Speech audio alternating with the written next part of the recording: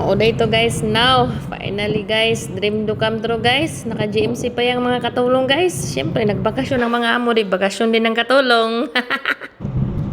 Yun ang Burj Khalifa. Naka-update. Gala din ang mga katulong na iniwan ng amo. Thank you sa sponsor. Mga damak ko.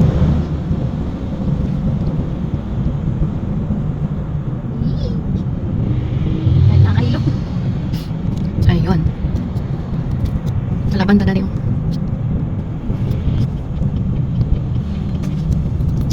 sa wakas guys, wala palang imposible. Dubai Mall.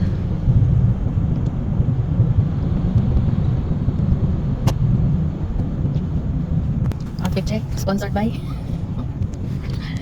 Adidas, sponsored by employer.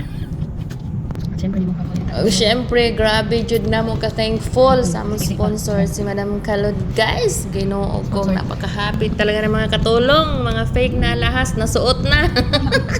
Malay basta nila na fake ang among gipang suot, di ba guys? So mo na siya guys, paingon ta sa falls dana guys. So bawat falls guys, siyempre kuha tag picture. Remembrance ba? Artista mangani picture mangani kami pa kaya o di ba? Very nice jud ang view guys, as in dili giga na ambot na lang guys.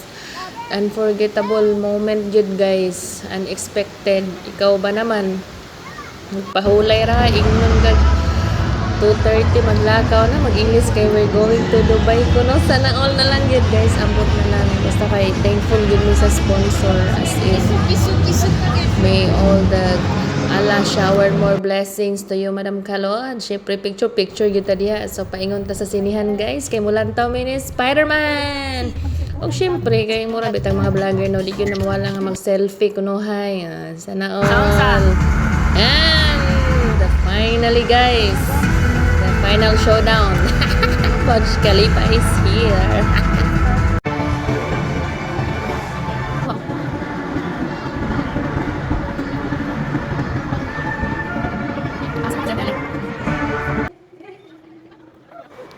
Nya kay timing man gyud guys nga mo wa pa nag-start ang fountain showing guys, so may good pag wa gyud mi nagmahay sa among paglaa guys kay mo gyud pagkuan pag-start.